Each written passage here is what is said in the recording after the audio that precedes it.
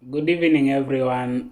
This is Vincent Obita, and again, welcome to this session. I just want to cover a very quick issue that have been troubling most of Osce students. This was asked by also one of the students who just sat for their examination and got a little bit confused in terms of where to proceed. Now, this is where you get to an exam setting and you're about to start the skills, and the examiner or the assessor just say all checks have been done and consent gained. Proceed to do this and that procedure and all that. Now, especially with the exam anxiety and all the anticipation, and like you're prepared to start from scratch till the end, many people do get confused just because you are really, in terms of your preparation, you programmed yourself in a way you want the things to do. But the assessor might want to know how well can you execute care, not based from point A to point B, but even handling what happens in between. And that's basically what happens in a real life, whereby you wanted to do this thing, but an aspect comes in between. Now, how do you juggle around and get in line to still execute your objectives without getting derailed? Now, what you need to understand is Osce skills, Osce activities come in three aspects. There's the introduction part, there's the implementation part, and there's the exit part. They come, however much you might explain all those different parts, it comes almost in that particular form, where you come in, introduce yourself and things of that kind, then execute the plan, then bid goodbye to the patient, just to pave way for other activities. Now, when in most cases, the aspect of all checks have been done and consent gained comes where the procedure is long and maybe the assessor is just trying to reduce the time or give you more time to execute the plan rather than the introduction bit, which most people know, and things of that kind. Yeah. So you need to know exactly what the assessor means by all checks have been done for you to know where to start. And this can be very confusing, especially for NTT, where you need to clean the trolley and things of that kind before starting the actual process.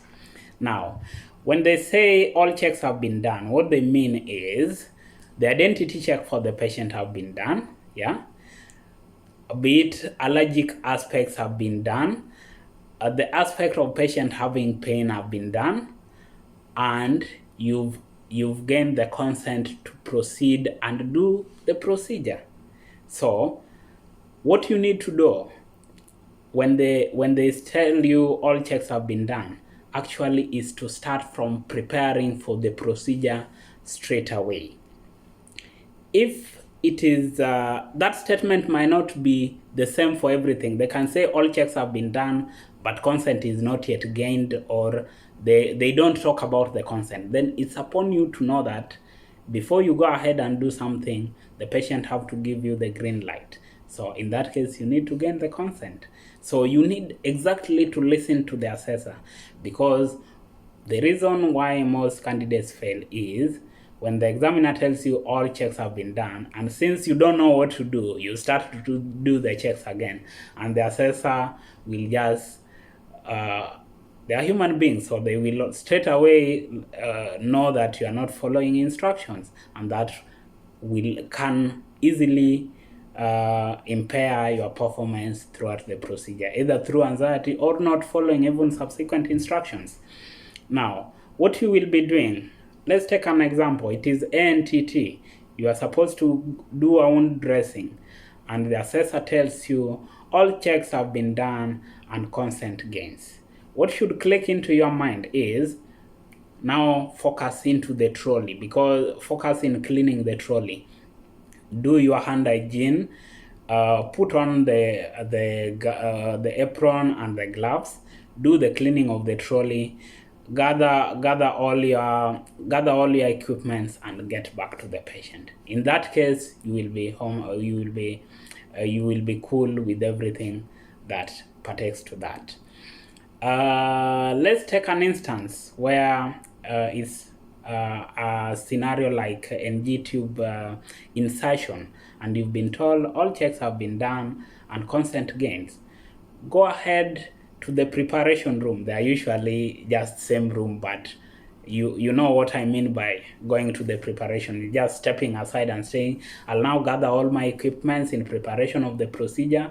Can you just confirm the trolley have been cleaned and ready for use? They will give you a green light. Then now gather all your equipments, validate them, then get back to the patient. That's what it means. Now, if at all, by any given chance, you get confused or anything, then find yourself and get yourself back on track. Or to process that statement by the assessor, what you can do is explain to the patient what you are coming to do, just to get you go with all that have been said, but that will fall under the consent bit. Tell the patient, I'll be here to do this and this.